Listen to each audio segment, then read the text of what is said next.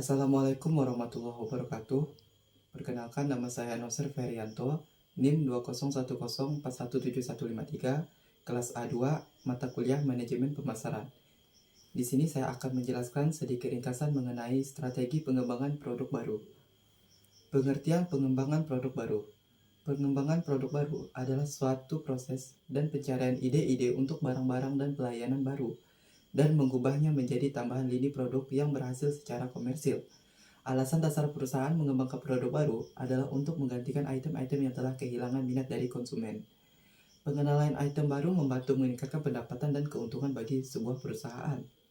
Berikut ini penjelasan pengembangan produk dari beberapa tokoh. Yang pertama yaitu Aswari. Tahun 1996, ia mengatakan bahwa pengembangan produk adalah suatu kegiatan atau aktivitas yang dilakukan dalam menghadapi kemungkinan perubahan suatu produk ke arah yang lebih baik, sehingga dapat memberikan daya guna maupun daya pemuas yang lebih besar. Yang kedua yaitu menurut Will Tinan, 1991, bahwa ia mengatakan pengembangan produk adalah suatu kebutuhan dan keinginan yang selalu berubah, sehingga mengakibatkan adanya segmen baru ataupun adanya persaingan dan perubahan teknologi.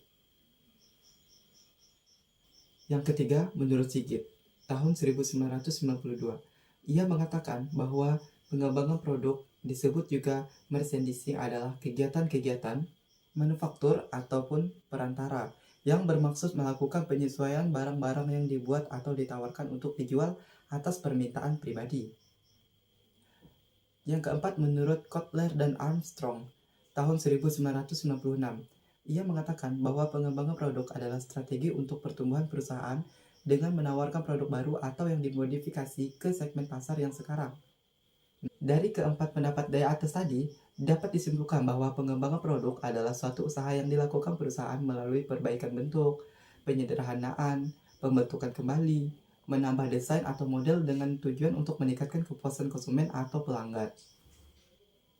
Inovasi dan pengembangan produk baru. Hal yang bisa dilakukan dalam menciptakan produk baru. Yang A, produk unik dan menarik. Sebagian besar pelaku usaha pastinya berusaha untuk menciptakan produk baru yang belum pernah ada sebelumnya.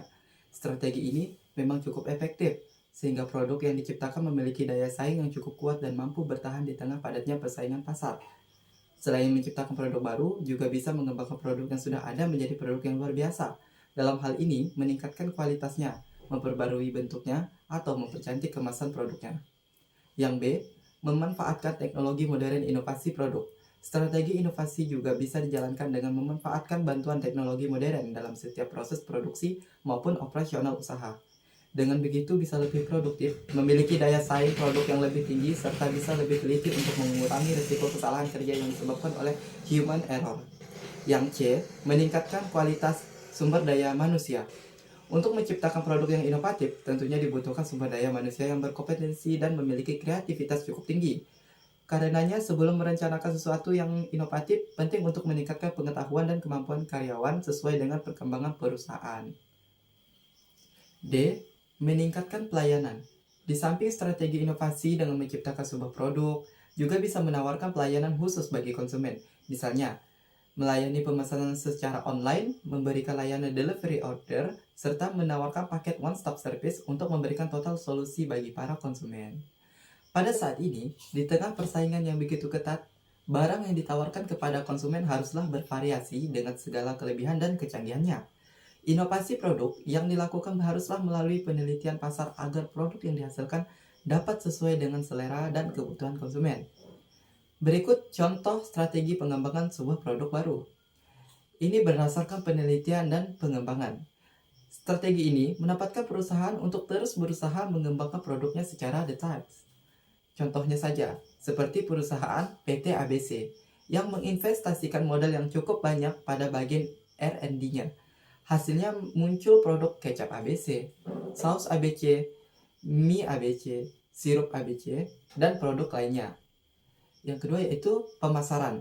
Strategi ini menempatkan konsumen sebagai pertimbangan utama dalam membuat produk yang sesuai dengan kebutuhan konsumen. Contohnya PT Nutrifood Indonesia yang mengadakan survei skala besar mengenai produk apa yang dibutuhkan oleh konsumen diabetes, baik langsung maupun tidak langsung. Akhirnya dari sekian banyak hasil survei, Konsumen diabetes membutuhkan gula yang bisa untuk diabetes. Akhirnya terciptalah yang namanya produk Tropika Naslim. Yang ketiga yaitu berdasarkan pengusaha. Strategi ini memberi kesempatan kepada seorang pengusaha untuk mewujudkan idenya dengan membuat divisi tersendiri dan mengumpulkan sumbernya. Strategi ini dilaksanakan pada perusahaan yang sudah besar dan mapan. Contohnya saja seperti Google. Google merupakan perusahaan yang terkemuka di dunia. Produk yang dihasilkannya pun sudah membantu dengan kebutuhan konsumennya seperti Google Map, Google Search, Google Plus, dan email. Yang keempat yaitu menurut akuisisi. Strategi ini melibatkan perusahaan untuk mengambil alih atau membeli perusahaan lain yang menghasilkan suatu produk yang sama sekali baru bagi perusahaan atau bahkan bagi pasar. Contohnya, perusahaan Facebook merupakan perusahaan yang bergerak di bidang jaringan sosial ataupun internet. Facebook baru-baru ini mengakuisisi perusahaan WhatsApp yang bergerak di bidang messenger. Keputusan ini diambil mengingat WhatsApp merupakan aplikasi messenger yang tidak dikenai biaya dan penggunaannya banyak.